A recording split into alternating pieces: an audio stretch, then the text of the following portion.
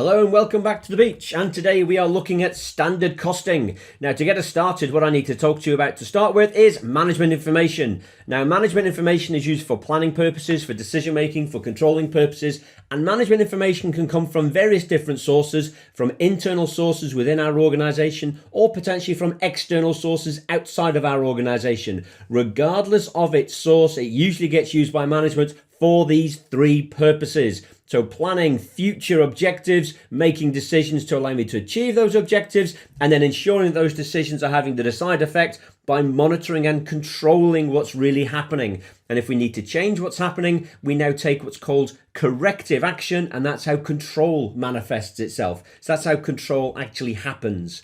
Now, these types of decisions, the decisions which are going to be made by management, have got to be good quality decisions. Management can only make good quality decisions if they have good information. If you give them bad information, they will always end up making a bad decision. But if you give them good information, it means they have the ability to create a good decision. That good decision, that good quality decision, that's how we can potentially create competitive advantage, and that may be critical to me. So good information allows for good decisions. Bad information will always lead to a bad decision. So that now means that the role of the management accountant is absolutely critical, because the management accountant's job is primarily preparing and presenting information to decision makers within the entire organization, from the very top level, managing director, all the way down to a day-to-day manager who's looking after a smaller department. The management accountants, need to make sure that the right information is given to everybody in a way that they can now understand. And this becomes absolutely essential. Now, within this standard costing session, what we're going to do is we're going to focus in on operational management. So we're looking at the first tier of management, the guys who are actually looking after things on a day-to-day basis. And what these guys need to have is information so they can make decisions on a day-to-day basis.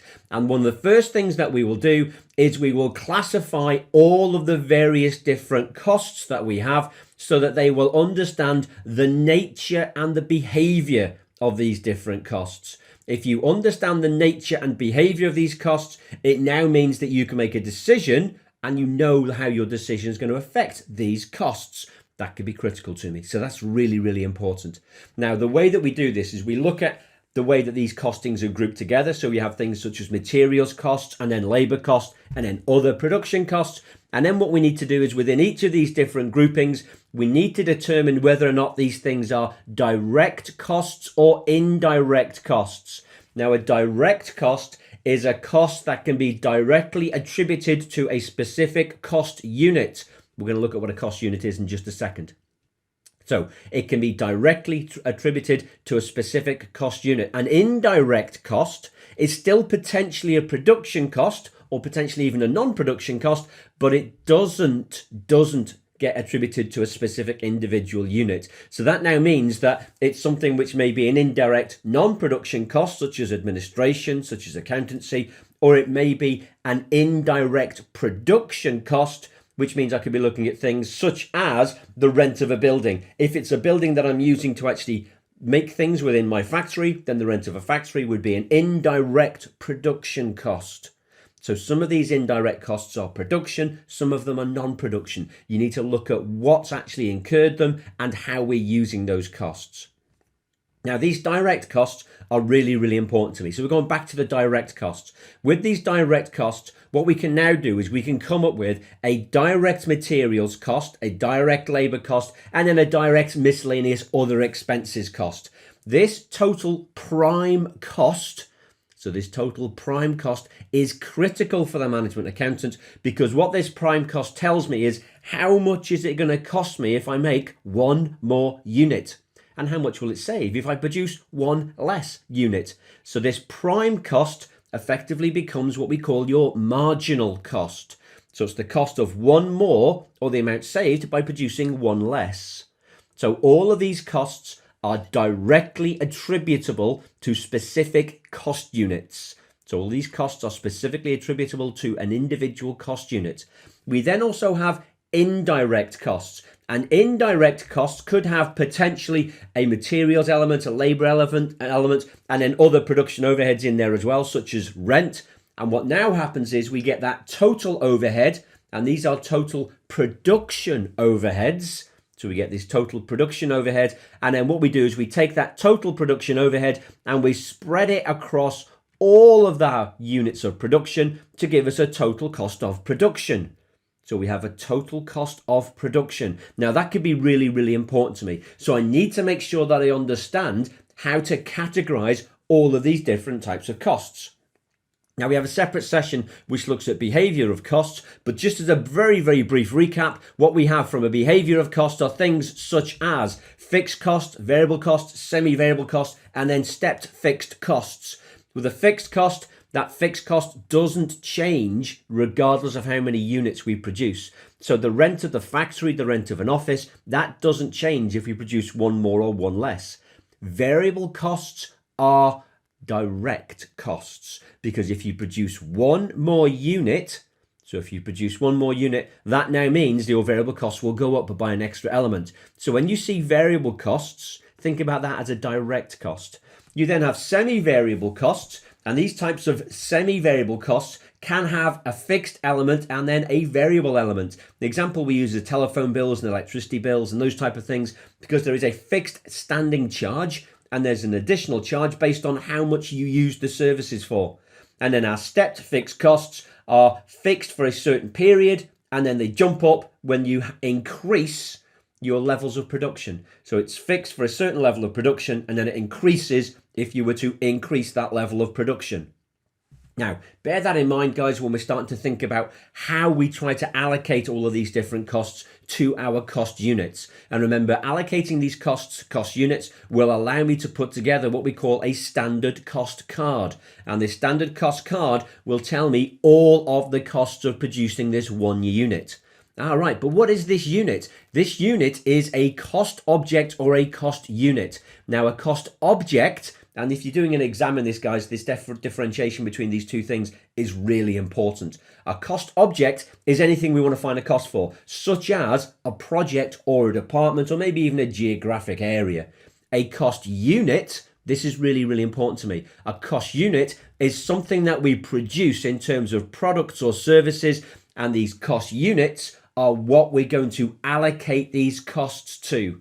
So these type of cost units, like a car or an audit, they will use up labor time, they will use up materials costs. All those things now have to be fired into these cost units to work out how much I think it costs me to make this thing or to deliver this service. Then I can start thinking about a pricing policy. So that now allows for other strategies to be determined, which is wonderful. It's possible for you to have what we call a composite cost unit, and a composite cost unit is just a cost unit which has got composite unit parts. And the composite parts here would be things such as cost per patient day and the meal cost per patient. If you have this type of situation where you're in a hospital, if you're going into a restaurant, it could be the meal cost per patron. It could be the additional heating costs in here. It could include other elements such as the labor costs. So you've got somebody who's actually serving you. Those type of labor costs would have to be included in here as well. And now what happens is, once we've understood what our cost unit is, we understand the behavior of our costs, we understand the difference between direct and indirect costs, we can now come up with a standard cost card. And this standard cost card now gives me the total cost of producing one unit. So this standard cost card gives me the total cost of producing one unit. This is now useful. Yeah, the main purposes here are control, so I can take corrective action if something's going not according to plan, and also performance measurement, which is where we start getting into variance analysis. It's also really interesting that this type of standard costing mechanism can be used to determine other strategies, such as a pricing strategy. So that type of thing could be really important to me. Now, there's 3 steps involved in standard costing. And what happens here is we start off with a preparation of standard costs by looking at the past behavior of our costs to identify whether or not they are direct costs or indirect costs, whether they are production costs or non-production costs. Then we go out and we actually make some of these cost units and we do something, and then we have to compare the actual results with our standard We can then do variance analysis with that. And then we have to review our standards and change the way that we're doing things. Now, this type of standard costing mechanism allows me to now plan for the future. It allows me to put together a budget. It allows me to evaluate performance. It allows me to take control actions or corrective action here. And what we have is, this brings me all the way back to the very, very beginning when we said, we're producing management information which will be useful for decision-making purposes. And boom, here it is. This is what I'm looking to produce. Standard costing information is really, really useful when it comes to decision making. Now, within my standard cost card, which is a list of all of my different costs, what we will have is a two-part standard cost for everything. And what we're going to have within this two-part standard cost is a quantity amount and then a price per quantity amount. So we have a quantity amount and then we have a price per quantity amount. And this now means that we can put together this type of thing, which will be my standard cost card. And this standard cost card now has my direct materials, direct labor, direct expenses. And then we also have some indirect costs allocated per unit, which will now give me a total production cost. And it's that total production cost which becomes really useful, very, very effective for me in decision making for all of this organization. Now, hopefully that's given you an understanding of where standard cost cards come from and how they can be potentially used. If you need some extra help, there are other things that we can do to help you out here as well, guys. Do have a look through our YouTube channel. There's lots of little podcasts on here with regard to what's happening. In addition to that, we have got the website, which is ipalearning.com. There's loads of additional support on there as well. Thank you very much for your time and attention, boys and girls, and I look forward to welcoming you back to the beach sometime very soon.